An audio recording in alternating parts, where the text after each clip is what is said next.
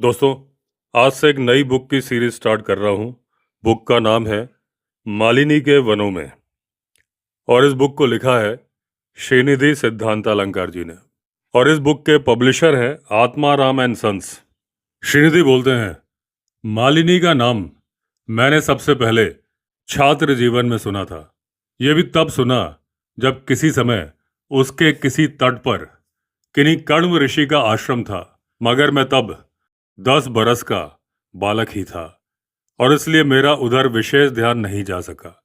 परंतु जब मैं 16 बरस का हुआ और अभिज्ञान शाकुंतल में मुझे ये पढ़ने को मिला कि मालिनी के तटों पर जहाँ जहाँ लता कुंज छाए थे, मानसरोवर की यात्रा करते हुए हंस मिथुन हमेशा उसकी ओट में विश्राम करने के लिए ठहर जाते थे और उसके किनारे वाले पेड़ के कोटरों में रहने वाले तोते आश्रम के तपस्वियों की तरह नीवार कण खाकर अपना जीवन बिता देते थे, तब पहली बार मेरे मन में ये देखने की जिज्ञासा जागृत हुई और मैंने ये निश्चय किया कि कम से कम एक बार तो वहां की यात्रा करूंगा ही करूंगा।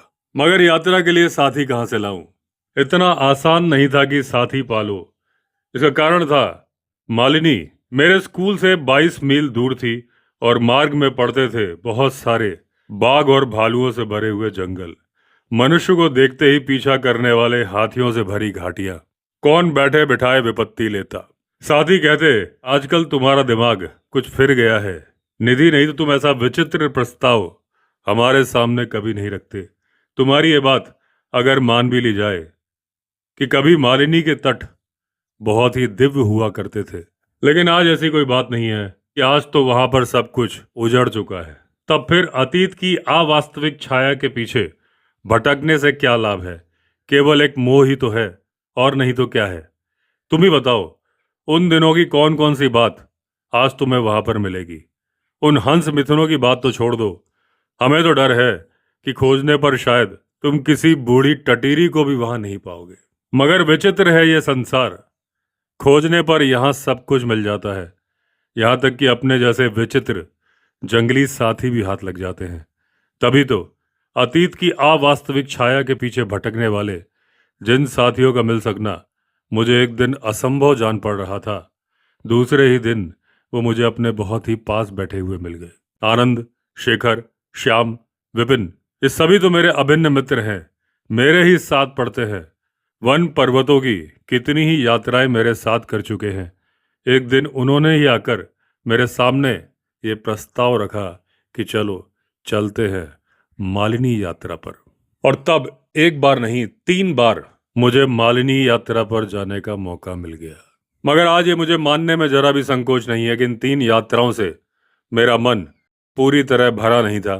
इच्छा होती थी उन खूनी हाथियों से जिन्होंने भेंट होने पर कभी भी अपनी क्रूरता का परिचय देने में संकोच नहीं किया, एक बार फिर भेंट कर आऊं। उन वृक्षों को जिन्होंने अपनी विश्वस्त डालियों पर मचान बांधने की अनुमति देकर मुझे कितनी ही सुरक्षित रातें बिताने का अवसर दिया, एक बार फिर उन वृक्षों को धन्यवाद दे आऊं। नदी के किनारे उन प्रक्षाय सैकत पुलिनों पर जहां आज भी सूनी दोपहरिया में नील गायों का यूथ निश्चिंत विश्राम किया करता है, एक बार फिर ग्रीष्म की चांदनी रातें बिता आऊं मालिनी के पास, उन खटमिठे वन्य फलों की खोज में जिनके पक जाने पर मालिनी पंछी प्रतिवर्ष उत्सव मनाया करते हैं। एक बार फिर वहां की घाटियों में भटक आऊं, क्या जाने फिर कभी यह अवसर मिले या ना मिले। मगर इच्छा पूरी ना हुई। उधर जाने का जब भी प्रोग्राम बनाया गया, कोई ना कोई बाधा आ गई और यात्रा स्थगित कर देनी पड़ी। ऐसे ही विद्यार्थी जीवन समाप्त हो गया और उसके बाद समाप्त हो गई शैशव की निश्चिंताएं और उसके स्वर्गीय आनंद। बदले में मिला नागरिक जीवन का निस्सार कोलाहल और अर्थोपार्जन का कठोर उत्तरदायित्व, जो मेरे लिए एकदम नया था।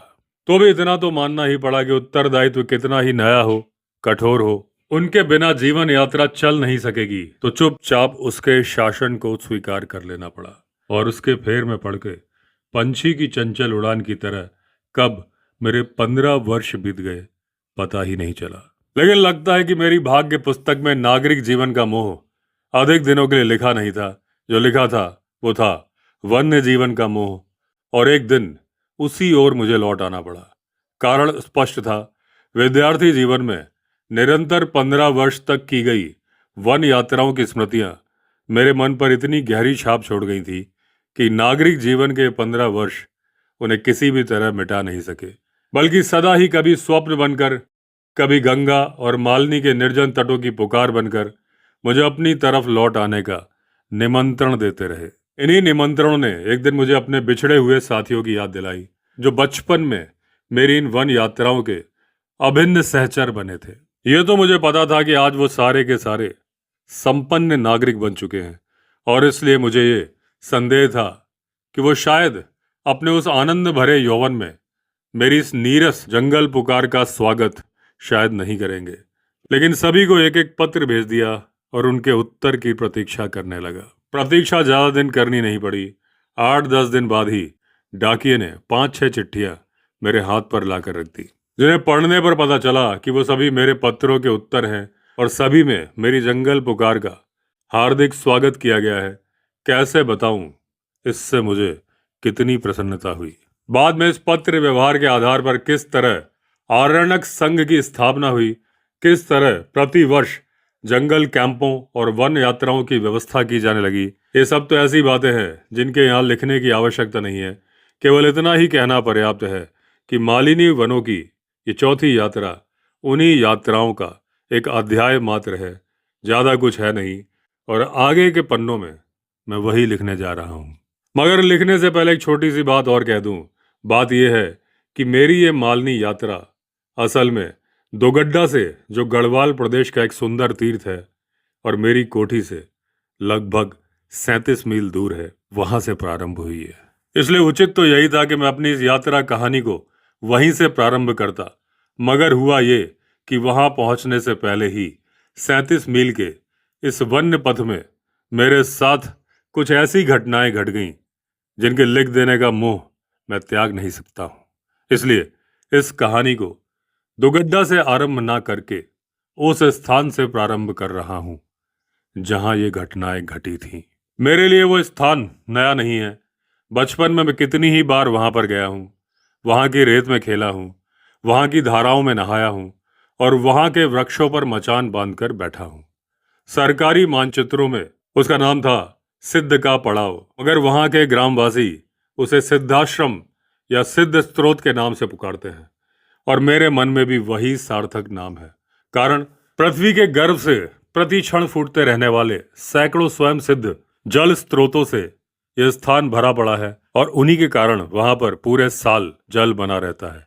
इन्हीं स्त्रोतों में से कुछ कलरव कारणी क्षुद्र धाराओं के रूप में पर्वतों के साथ साथ बह गए हैं, और कुछ स्थान स्थान पर बनी चिर प्राचीन चट्टानों की गोद में संचित होकर जंगली जानवरों की प्यास बुझाने का काम करते हैं। पिछले 3 वर्ष से वहां पर एक अवधूत बाबा जी आकर रहने लगे हैं, जिन्हें हिंसक पशुओं से भरे वनों में रहने का असाधारण शौक है। वहां जिस घाटी को उन्होंने अपने निवास के लिए चुना है वो भी कम भयंकर नहीं है।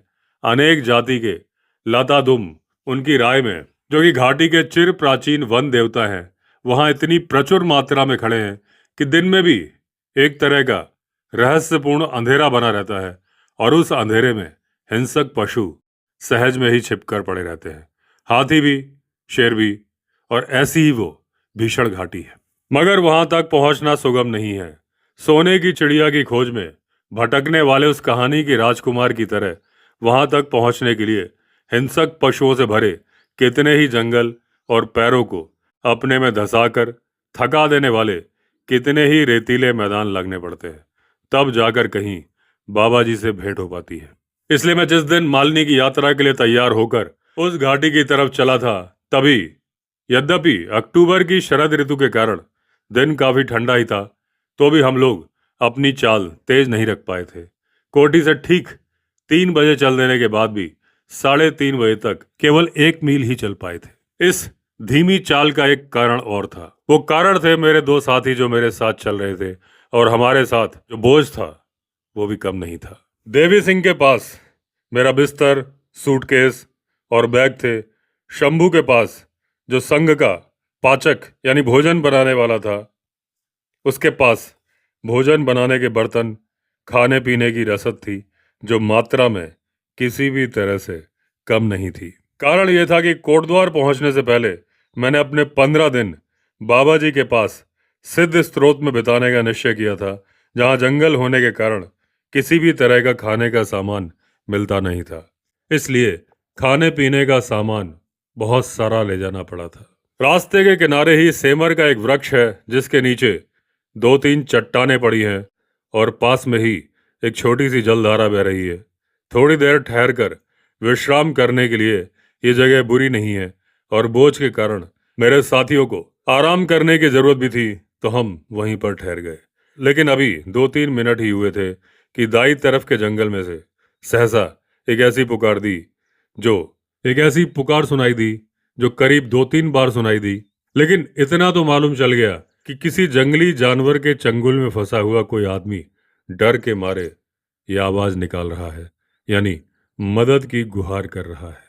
पुकार इतनी आकस्मिक थी और उसे सुनते ही मैं एक साथ इतना उत्तेजित हो उठा कि अपने आप को रोक नहीं सका।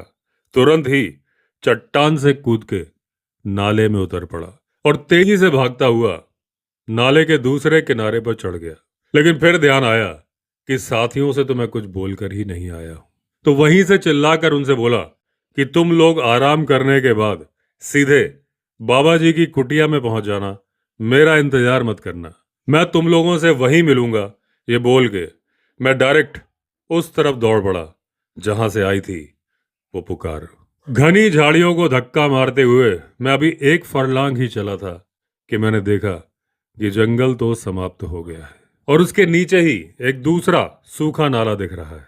मैं उसी में उतर गया और उसके पत्थरों में भागता हुआ लगभग 2 फरलांग दौड़ने के बाद एक ऐसी जगह पे पहुंचा जहां 3 तरफ से सूखे नाले आके मिल गए थे और उनके कारण वो बन गया था एक चौराहा।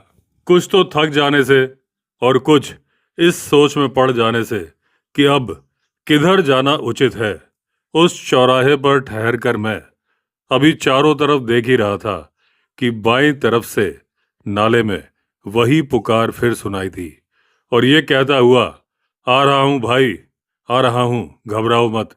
उसी नाले में मैं भाग उठा। आवाज काफी स्पष्ट थी और ऐसा लग रहा था जैसे कोई घायल कहीं पास में ही वेदना से करा रहा है। मगर थोड़ा ही बढ़ने पर पता चला कि नाला तो एक अच्छा खासा भूल भुलैया है। ना जाने किधर किधर से आके 2-3 और भी सूखे नाले इसमें इस तरह से मिल गए हैं कि पुकार असल में किस नाले से आई थी जान सकना बहुत कठिन था। तो वहीं खड़े होकर मैं पुकारने लगा, कौन है उधर, कौन करा रहा है? अरे भाई बोलते क्यों नहीं? देखो तुम्हारे लिए ही तो इस तरह भाग कर आया हूं, अच्छे रहे, अरे एक बार तो जवाब दो। मगर उस जंगल की शून्यता में जब मेरी ये पुकारें वहां के आकाश में गूंजकर मेरा मजाक बनाती हुई मेरे ही कानों में लौट कर आने लगी और काफी पुकारने के बाद भी कहीं से कोई उत्तर नहीं मिला, पहली बार मेरा दिमाग संदेह से भर उठा। मेरे मन में डर आ गया। बाबा जी की बात याद आने लगी। एक दिन उन्होंने कहा था कि इन जंगलों में बहुत सारे भूत प्रेत रहते हैं जो तरह तरह की आवाजें निकालते हैं, डरावनी शक्लें बनाते हैं और राह चलने वालों को राह भुला देते हैं और फिर किसी एकांत में ले जाकर बहुत ही क्रूरता से मार डालते हैं। कहीं ये सब वही मामला तो नहीं है? हालांकि मैं भूत प्रेतों पर विश्वास नहीं करता, मगर आज इस सूने नाले में अकेले खड़े होकर उनकी सत्ता को एकदम से झूठ मान लेने का मन भी नहीं हो रहा था। तो भी इतना तो मानना ही पड़ा कि अब इस मृग मरीचिका के पीछे और ज्यादा दौड़ना बेकार है, ठीक भी नहीं है।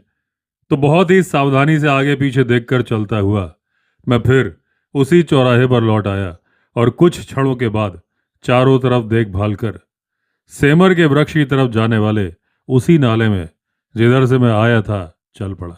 मगर लगभग 500 कदम चलने के बाद जब मैं नाले के किनारे पर खड़े हुए जंगल को देख रहा था तो मालूम हुआ कि ये वो जंगल तो है ही नहीं और वो नाला भी नहीं है जिससे मैं आया था। चौराहे के सभी नालों की एक ही तरह की रूपरेखा होने के कारण भ्रम की वजह से मैं किसी दूसरे नाले में चला आया था।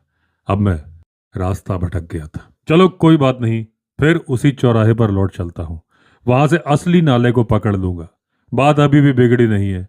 तो लौटकर जैसे ही 5-6 कदम बढ़ा, पीछे से किसी पैरों की आहट सुनाई पड़ी, जैसे कोई बहुत ही चुपचाप मेरा पीछा कर रहा हो। मैं ठहर गया और घूम कर देखा देखा तो कोई नहीं था। तो और भी शक हो गया। अब अचानक ही एक बात ध्यान में आई कि पुकार की हड़बड़ाहट में मैं अपने साथ ना तो धनुष लाया हूं, ना ही मशाल लाया हूं, यानी सब कुछ लाना भूल गया हूं। अब मुझे डर लग रहा था, मुझे लग रहा था कि मैं सुरक्षित नहीं हूं।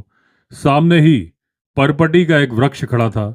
दौड़कर उसी पर चढ़ गया और उसकी ऊंची डालियों पर पहुंचकर जैसे ही चारों तरफ देखने लगा, देखा सेमर के वृक्ष वाला वो नाला सामने ही दिखाई पड़ रहा है। मैं इतना खुश हो गया कि तुरंत ही उस पेड़ से नीचे उतरा, भाग उठा। अब मेरे पीछे किसी की पदचाप सुनाई दे रही है कि नहीं, कोई मेरा पीछा कर रहा है कि नहीं, अब मुझे कुछ भी ध्यान नहीं रहा। जंगल के झाड़ झंकाड़ों को पार करता हुआ 5 ही मिनट में मैं नाले में उतर गया। आश्वस्त हुआ कि भाई सही जगह जा रहा हूं। अच्छे झमेले में फंस गया था। चलो पिंड छूटा। नाला काफी चौड़ा था। देखा वही झाड़ियां हैं, कहीं कहीं खड़ी हैं, और वैसे ही बाढ़ में बहकर आया हुआ कोई कोई पेड़ उसकी रेत में गड़ा हुआ दिखाई पड़ रहा है। घड़ी में देखा 4:30 बज चुके हैं। बाबा जी की घाटी अभी काफी दूर है, तो बहुत जल्दी जल्दी कदम बढ़ाकर चलने लगा, मगर वो अभागी रेत जल्दी चलने दे तब ना। पैर धंस रहे हैं, जल्दी चल ही नहीं पा रहा हूं। मैं ठिठक गया। नाले के किनारे पर खड़े हुए एक बिल वृक्ष को देखकर सहसा ही चौंक उठा। अरे ये पेड़ तो मेरा बहुत जाना पहचाना हुआ लग रहा है। बचपन में शायद मैं इसी पर कितनी ही बार आया हूं। हाँ, यही बात है, कितने ही दिन का अतीत इतिहास स्मरण हो आया, मगर तभी ख्याल आया कि सिद्ध स्तोत्र के नाले में तो मैं अनेक बार आया गया हूं। इस वृक्ष को तो इससे पहले कभी देखा ही नहीं। कहीं इस बार भी मैं भटक तो नहीं गया हूं। तो क्या जिसे सिद्ध स्त्रोत का प्राकृतिक नाला समझकर मैं खूब निश्चिंता के साथ चला जा रहा हूं, क्या ये वो नाला नहीं है? इस बार भी क्या भटक कर मैं फिर दूसरे नाले में आ गया हूं? पक्का यही बात है। तो भी बार बार रास्ता भुलाने वाले मेरे दुर्भाग्य, तुम्हें मैं धन्यवाद देता हूं कि तुम्हारे ही कारण यह अद्भुत दृश्य मैंने देखा है कि कितने ही वर्ष के बाद छात्र जीवन के एक बिछड़े हुए साथी यानी कि वो पेड़, उससे मेरी अचानक भेंट हो गई। मुझे याद है उन दिनों ये पेड़ मेरा बहुत ही पसंदीदा दोस्त हुआ करता था।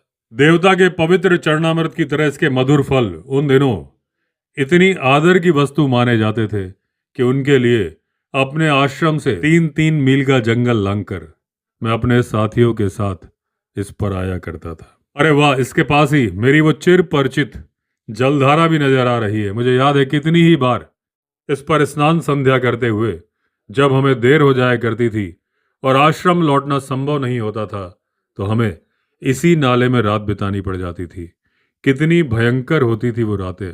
समूचा नाला अंधेरे में डूब जाता था, एकदम सन्नाटा होता था। जंगल से आती हुई जंगली जानवरों की आवाजें हमारे मन में डर भर देती थी। तब कौन सा हिंसक पशु किधर से आ निकले पता ही नहीं रहता था।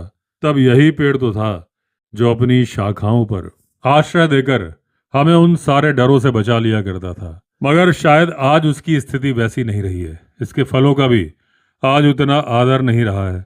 मैं साफ देख रहा हूं उन फलों के सूखे हुए टुकड़े जिस तरह से अपमानित से होकर ढेर के ढेर जहां तहां बिखरे हुए हैं, उससे उनकी आज की स्थिति का स्पष्ट पता चल रहा है।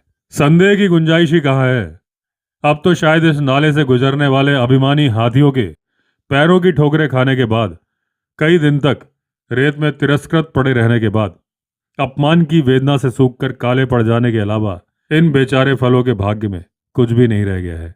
तो क्या हुआ यदि कभी मेरे सरी का कोई भूला भटका पथिक, इस जंगल का कोई दीन चरवाहा या भूख से सताया हुआ कोई अभागा रीछ या हिरण गर्मी के दिनों में इन्हें यहाँ अनाथों की तरह बिखरे पड़े देखकर दयावश इनमें से एकाध फल उठा लेता हो, नहीं तो जान पड़ता है कि आज इसके पास कोई फटकता भी नहीं। ऐसे ही शायद कि इस वृक्ष के भाग्य देवता इससे रूठ गए हैं, और वो मधुबालाएं वही तो जो इसकी 9 मंजरियों के लोभ से प्रत्येक मधुमास में इसके पास दौड़ी हुई आ पहुंचती थी, आज शायद भी इससे मधु भिक्षा मांगने नहीं आती। यानी कि वो मधुमक्खी थी, और शायद वो कोयल जो प्रत्येक बसंत में इसके नव किसलयों में बैठकर इसका स्तवन किया करती थी, अब इसके पास फटकती भी नहीं। तो क्या सचमुच जंगल ही इसकी उपेक्षा करके बैठा है? तब तक एक क्षण के लिए भी मेरे मन में ये बात नहीं आई ये केवल एक अचेतन वृक्ष है, बल्कि ऐसा लगा जैसे कितने ही युगों का बिछड़ा हुआ मेरा मित्र है, जिसके ढेर के ढेर उपकारों का इस जन्म में मैं बदला नहीं चुका सकूंगा। किसी स्वयं चालित यंत्र की तरह अपने आप ही मैं उसकी तरफ दौड़ पड़ा और उसके पास पहुंचकर उसके तने से लिपटकर रोता हुआ बोला, जंगल के स्वार्थी प्राणी भले ही तुम्हें त्याग दे, लेकिन मैं तुम्हें नहीं त्यागूंगा। तुम्हारे बाल्य बंधु की आज ये शपथ रही, यानी कि मेरी एक कसम रही। मगर मैं किस मुंह में पड़ गया हूं? मुझे तो अभी 1.5 मील और जाना है। गाड़ी में 5 बज चुके हैं। वैसे यदि संभव होता तो मैं आज की रात इसकी शाखा पर बिता सकता था, उन्हीं बीते दिनों की तरह। मगर इससे शायद मेरे दोनों साथी और शायद बाबा जी भी चिंता में पड़ जाएंगे। आश्चर्य नहीं, खोजने ही निकल पड़े। इसलिए आज तो मुझे विदा दो मित्र, जल्दी ही तुमसे दोबारा भेंट होगी। मैं वहां से चल दिया। रास्ता याद आ जाने से अब यद्यपि भटकने की चिंता तो नहीं है, लेकिन मैं अभी भी बहुत सावधान होकर चल रहा हूं। कारण नाला काफी भयंकर है। छात्र जीवन में कितनी ही बार इसमें हाथियों का झुंड बैठा हुआ मिलता रहा है, तो इस पर संध्या उतर आने से हिंसक पशुओं के निकलने का समय भी हो गया है। मगर कुछ हुआ नहीं। 1-2 नीलगायों के अलावा जो धारा भर पानी पीती हुई दिखाई पड़ गई और मुझे देखते ही भाग गई। दूसरी कोई घटना हुई नहीं और मैं सकुशल ही बाबा जी की घाटी में पहुंच गया। सामने ही वृक्ष की सेंध में से उनका वही भगवा ध्वज दिखाई पड़ रहा है और दूरबीन से देखने से उस पर बना हुआ उनके इष्ट देव हनुमान जी का चित्र भी दिखाई पड़ रहा है। लो, उनकी कुटिया का द्वार भी दिखाई पड़ने लगा और उसमें से प्रज्वलित धूनी के सामने बैठे हुए बाबा जी भी दिखाई पड़ रहे हैं। सिर पर वो लंबी जटाएं, मुख पर वही काली दाढ़ी, वैसी ही भस्म विभूषित नग्न शरीर, भस्म मुंह पर भी लगी है और उसमें उनकी दोनों आंखें चमक रही हैं। वो जब बोलते हैं तो उनके सफेद दांत भी चमक उठते हैं। वो मुझे देखते ही बोले, आओ श्रीनिधि, सब कुछ ठीक ठाक तो है? दया है बाबा जी, कहता हुआ प्रणाम कर मैं कुटिया के द्वार पर बैठ गया। शंभू और देवी सिंह पास ही झोपड़ी में, जो बाबा जी ने मेरे ठहरने के लिए खाली कर दी थी, बैठे हुए थे। सुनते ही तुरंत आ पहुंचे और कुछ चिंतित से स्वर में बोले, आपको लौटने में इतनी देर कैसे लग गई बाबूजी? हम लोग तो यहाँ पर बहुत चिंता में पड़ गए थे। फिर 2-3 क्षण ठहर कर बोले, अच्छा वो पुकार किसकी थी? वहां कौन मिला आपको? बाबा जी के रामायण पाठ का समय हो रहा था, सोचा कहीं विघ्न न पड़े। संक्षेप में ही सारी घटना सुना दी।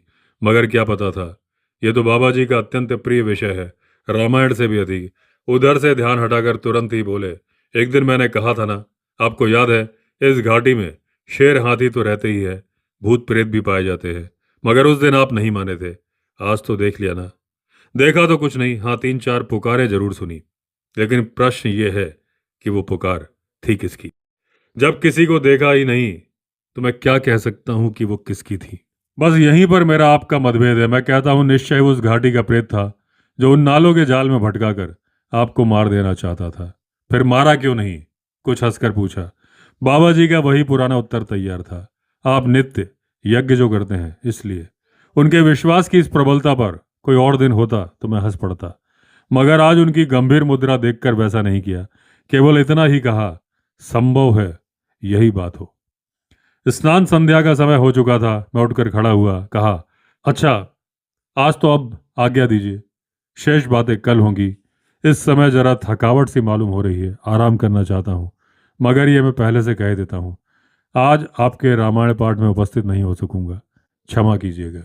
बाबा जी हंसते हुए बोले, ये भी कोई कहने की बात है, ये तो मैं जानता हूँ। प्रणाम करके कुटिया से बाहर निकल आया। सवेरे नींद खुलते ही देखा कुटिया में इस बार काफी परिवर्तन हो गया है। कल शाम को अंधेरा रहने से कुछ स्पष्ट दिखाई नहीं पड़ रहा था, लेकिन अब देखा उसके बाईं तरफ आम, अमरूद और नाशपाती के 10-12 पौधे दिखाई पड़ रहे हैं, जिन्हें शायद पक्षी प्रेमी बाबा जी ने जंगली पक्षियों के लिए रोपित किया है, ताकि उन कठिन दिनों में जब घाटी में फलों का अभाव हो जाता है, वो इन वृक्षों से अपना आहार जुटा सके। दाईं तरफ 2 क्यारियों में कुछ सब्जी भी लगी है, जो फलाहारी बाबा के स्वयं के इस्तेमाल के लिए है। कुटिया के चारों तरफ बल्लियों और बांसों का एक मजबूत घेरा बनवा दिया गया है, शायद हिंसक पशुओं के आक्रमण से बचने के लिए। शंभू ने आकर कहा, बाबा जी याद कर रहे हैं। मैं तो स्वयं ही आ रहा था, उनकी इस नई विभूति को देखने के लिए जरा सा ठहर गया था। बाबा जी की कुटिया में पहुंचकर बाबा जी को प्रणाम किया। उन्होंने पूछा, कहिए नींद तो अच्छी आई, किसी तरह का कष्ट तो नहीं हुआ? बाबा जी के प्रबंध में भला कष्ट का क्या काम, मैंने जवाब दिया। मगर सुनता हूं तो भी मचान बांधकर उसी पर ठहरने का विचार किया जा रहा है। इस कुटिया के रहते आपको ये सब कष्ट उठाने की क्या जरूरत है? बाबा जी ने कहा। लेकिन बाबा जी, यदि वो किसी के लिए कष्ट न होकर बहुत ही आनंद की वस्तु रही हो तब क्या? सुनकर बाबा जी हंस पड़े, बोले, पेड़ पर टंगने में भी आनंद होता है, ये मैं आज ही सुन रहा हूं। कई साल पहले मेरा भी ऐसा ही विचार था, मैंने कहा। आप ही की तरह मेरे लिए भी ये बात हंसने वाली बात थी। मगर जिस दिन इस घाटी के एक महान वन देवता ने मुझे सत्य के दर्शन करा दिए, मेरे ये विचार सहसा ही बदल गए। सहमी हुई दृष्टि से बाबा जी मेरी तरफ देख रहे थे। मैंने उनसे बताया कि बात कई साल पुरानी है। तब मेरी आयु 12 बरस की रही होगी। उन दिनों इस सिद्ध स्त्रोत में मैं हमेशा आया करता था। उस दिन भी आया हुआ था। शाम हो चली थी। रात भर के लिए डेरा कहाँ डालूं, इसी विचार में उस सामने वाले नाले में, वो जो सामने दिख रहा है, उसी में चुपचाप चला जा रहा था। देखा, नाले के वृक्ष के नीचे साक्षात यमदूत सा हाथी खड़ा है।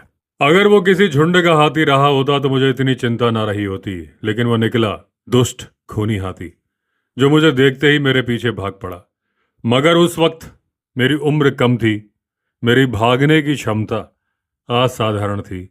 भागकर तुरंत ही बरगद के एक पेड़ पर, जो सौभाग्य से पास ही खड़ा मिल गया, जाकर चढ़ गया और उसकी एक ऊंची डाल पर बैठकर बहुत ही मजे लेकर हाथी को देखने लगा।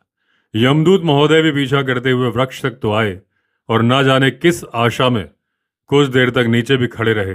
लेकिन जब उन्होंने देखा कि उनका शिकार पेड़ से नीचे उतरने का नाम ही नहीं ले रहा, तो एक दो बार चीख चिंगाड़ कर शायद काफी निराशा के साथ विदा हो गए। लेकिन मैं रात भर उस पेड़ पर ही बैठा रहा। विश्वास नहीं हुआ कि वो हजरत सचमुच ही विदा हो गए। बाबा जी ने पूछा, फिर? क्योंकि उनकी उत्सुकता काफी बढ़ चुकी थी। फिर सुबह होने पर जब मैंने चारों तरफ देखभाल कर यह निश्चय कर लिया कि हाथी कहीं भी आसपास नहीं है, तो मैं चुपचाप वृक्ष से नीचे उतर आया। आप बता सकते हैं कि तब मैंने पहला काम क्या किया होगा? हाँ, वो तो मैं समझ ही गया हूं। मेरी राय में आपने ठीक ही किया, जो तुरंत ही जंगल से विदा हो गए। उस यमदूत के फिर लौट आने में कोई आश्चर्य नहीं था। मैं हंस पड़ा। मैंने कहा, जंगल से विदा तो नहीं हो सका, क्योंकि आज की तरह ही उस दिन भी मैं इस जंगल में कई दिन ठहरने का प्रोग्राम बनाकर आया था। इसलिए नीचे उतरने के बाद सबसे पहला काम जो मैंने किया वो था मचान बांधना। वो हालांकि मेरा पहला प्रयास था, इसलिए उसके बांधने में श्रम और कष्ट तो काफी हुआ, वो भी 2-3 घंटे। लेकिन उसके बाद मैंने बहुत ही मजबूत और खूबसूरत मचान बांध दिया। इसके बाद तो कोई खास बात हुई नहीं। बस इतना ही हुआ कि सबसे पहले तो उसके सामने जल कुंड पर जाकर मैंने स्नान किया, भोजन किया। एक अपने ढक्कनदार लोटे में जल भरकर मचान पर लौट आया।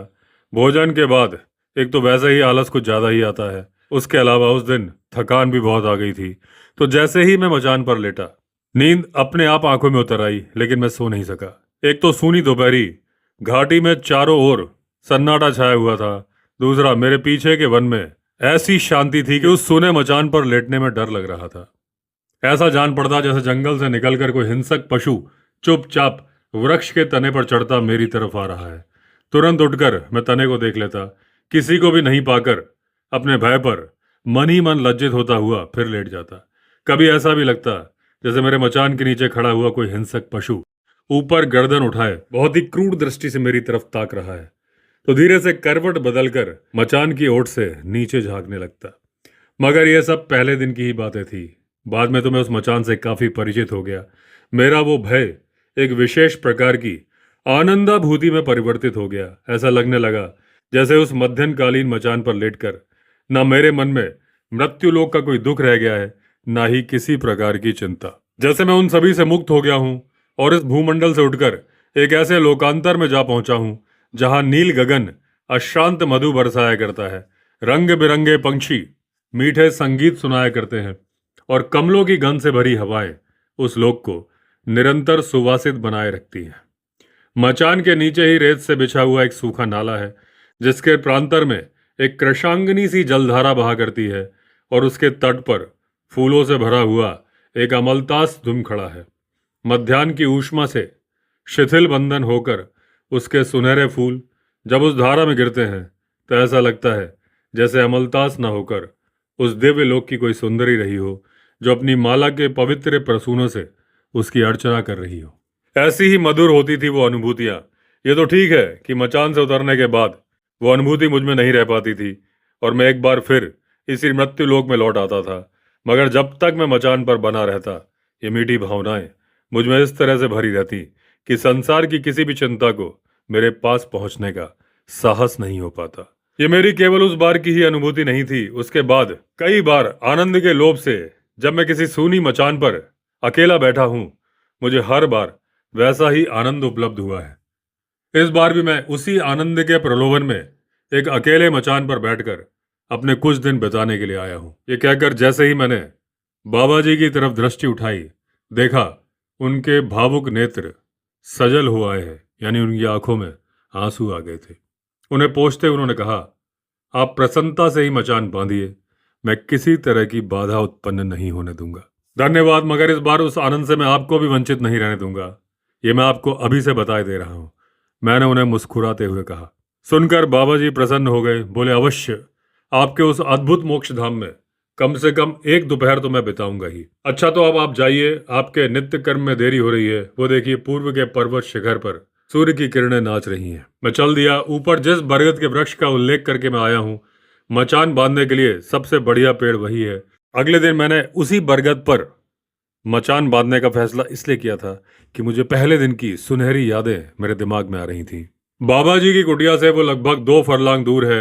उसके 3 तरफ घना जंगल है। नीचे रेती से भरा हुआ एक सूखा नाला है जो पूर्व से पश्चिम और उत्तर दिशा की तरफ बह गया है। पेड़ हालांकि नाले के 8-9 फुट ऊंचे किनारे पर कुछ तिरछा होकर ही खड़ा है। उसके नाले की तरफ की कुछ जड़ें नंगी भी हो गई हैं, तो भी बहुत ही मजबूत पेड़ है और उस पर भरोसा किया जा सकता है। नहाने के बाद ठीक 8 बजे मैं उस पर जा पहुंचा और देवी सिंह की सहायता से, जो कि पेड़ पर चढ़ने और मचान बांधने में एक्सपर्ट है, लगभग 12 बजे तक इसकी शाखाओं पर 2 मजबूत मचाने, जिनमें से एक मेरे लिए और दूसरा शंभू और देवी सिंह के लिए थी, बांध डाली।